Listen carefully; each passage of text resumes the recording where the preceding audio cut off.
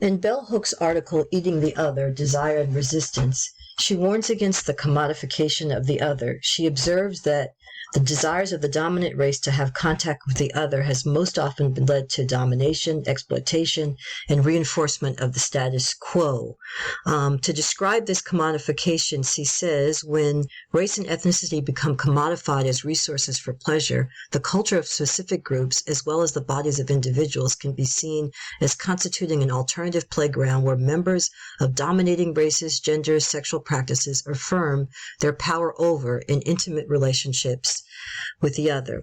She goes on to note that a lot of this drama of otherness occurs in the advertising, the commercial realm of advertising. And she gives an example of a print media kind of photo shoot for a clothing line that's set in Egypt. And she states that for 75 pages, Egypt becomes a landscape of dreams, and it's dark-skinned people, background scenery to highlight the whiteness and the longing of whites to inhabit, if only for a time, the world of the other.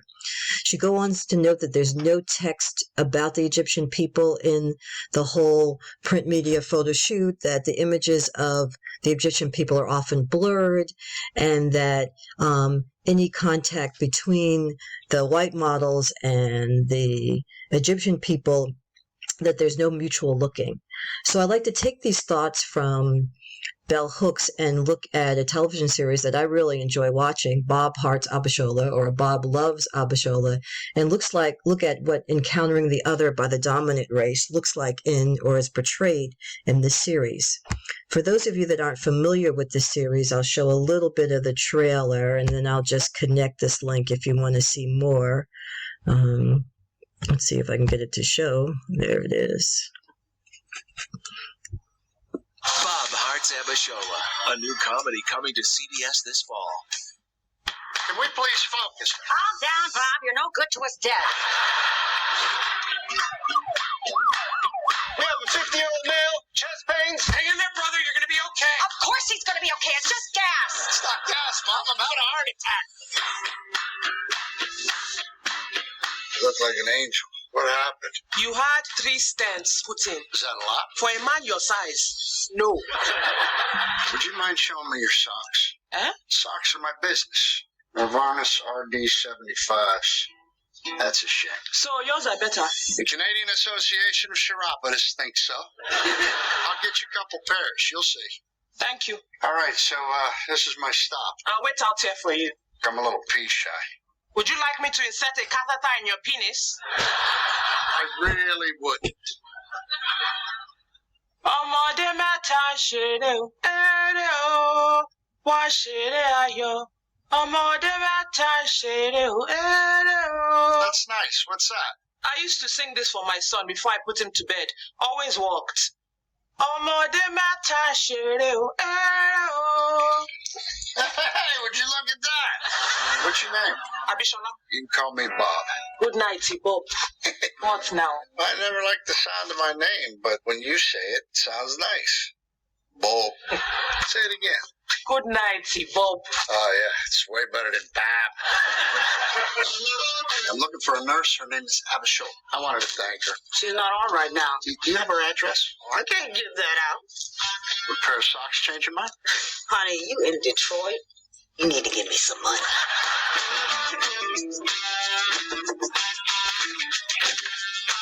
May I help you? Yes, I'm looking for Abishola. What do you want with Abishola? There's something wrong. Why does there have to be something wrong? There's a white man at the door. Tell me, when has that ever been good? Hi. Hello. I promised you the best made socks in the world, and I am a man who keeps his promises. Thank you. So, anyway, is today like a day off for you? Yes. Who was that man? A patient. What did you do for those socks? He likes the way I say Bob. I was invited to join the charity med school. And so I'll move this ahead just a little bit.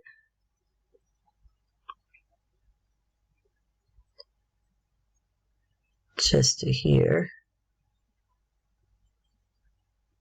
Let me see.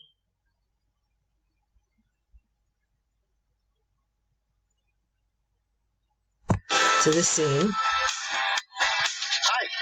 Oh my God. What, a guy can't take the bus? This is nice. I thought there'd be more weirdos. You are the weirdo. So where you from? Nigeria. Wow. That's a heck of a commute, huh? So I think that this series tries to steer away from some of the commodification elements that Bell Hooks talks about. Certainly, the other is not blurred in this series. The Nigerian culture, authentic actually, representation of a Nigerian culture is front and center.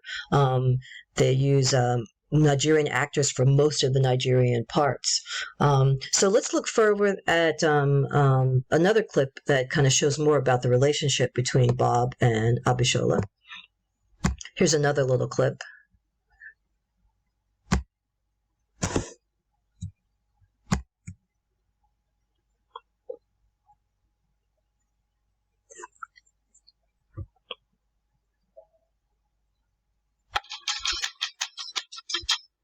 Hello. Hi. I took a guess you got your details. How did you guess that? Well, you always seem a little wound up. Here's your tea. Thank you. So, you're on a break. Yes, we have 28 minutes. Sounds like speed date. This is not a date. That's sorry, Bob, it is not. So, you got any hobbies? No, I am from Nigeria. Nigerians don't do useless things. You don't whisper either. Okay, 27 minutes.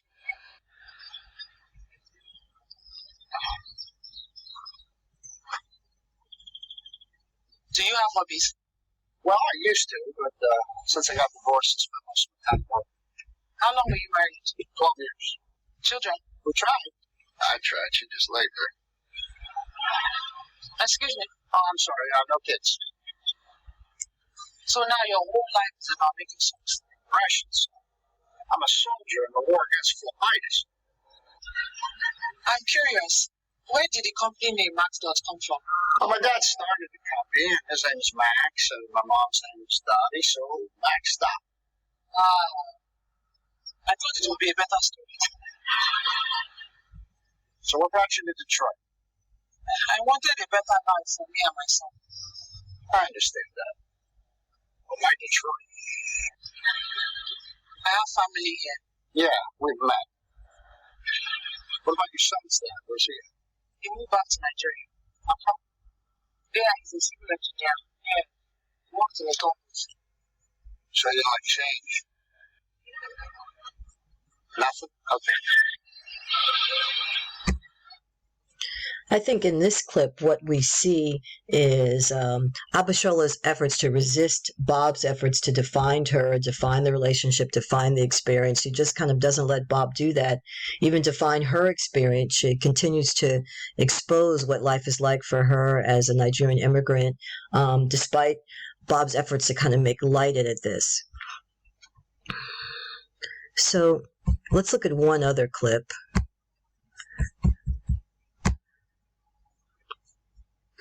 Which I think begins to explore maybe some deeper things about what it would mean for Bob to really love Abishola.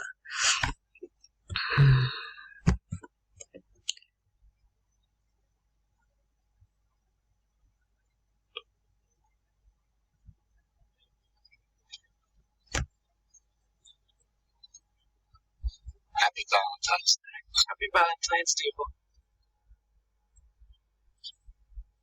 It was so nice of them to give us free shopping. Oh, there's nothing free about this broken package. What do you mean? Lots of champagne, dinner, and you're out the door for only 3 times what it should be. Isn't this restaurant already very expensive? Yeah. But it's worth it to spend this special day with my special girl. That's lovely. Let's eat. Where are the menus? It's right there. It's a prefix menu. She's French for you. Eat what we get. So you paid 3 times the price and you cannot choose what you eat. Happy Valentine's Day. Maybe we should leave and come back tomorrow. Why? It will be cheaper then and we can choose what we eat. But it's not Valentine's Day tomorrow. Who cares? Me and all these other idiots. This is a stupid and wasteful holiday. Let's never do this again. We will not. Rose for the lady? Don't be ridiculous. No, thank you.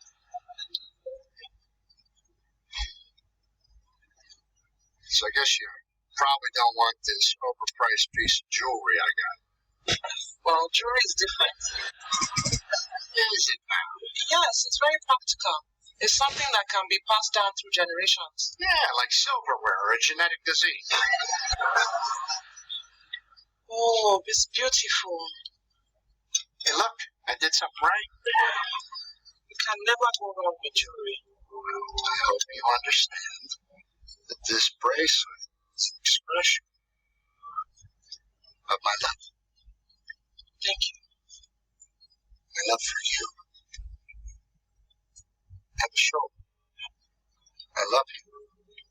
Yes, I understand. And that's all you're going to say on the subject? Bob. Thank you for the bracelet. So I think this clip again points to some things about how the dominant white culture is abnormal. This celebration of happy Valentine's Day and the expensive dinner and the menu and this kind of what's normal in one culture seems very strange for another. But I think this clip also points to what it would mean for Bob to really love Abishola. He says here that he loves her, but Abishola is not quite taken that in that way yet. And I think there's some things from Bell Hooks that might illuminate what's going on here or give a way to kind of look at that.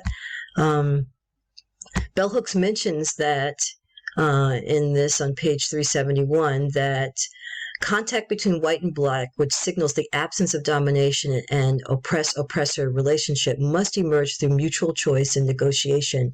And I think Bob and Abishola are working on that mutual choice and negotiation here. But Bell Hooks goes on to say that simply by expressing the desire for intimate contact with black people, white people do not eradicate the politics of racial domination as they are made manifest in personal interaction. Mutual recognition of racism, its impact both on those who are dominated and those who dominate, is the only standpoint that makes possible an encounter between races that is not based on denial and fantasy. So right now, Bob might be at this denial and fantasy love for Abishola, but maybe not at the point where he's really ready to face the realities of racism in her life and the realities of dominant culture. Bell Hooks points out that Hairspray is an example where the relationship between black and white is transformative.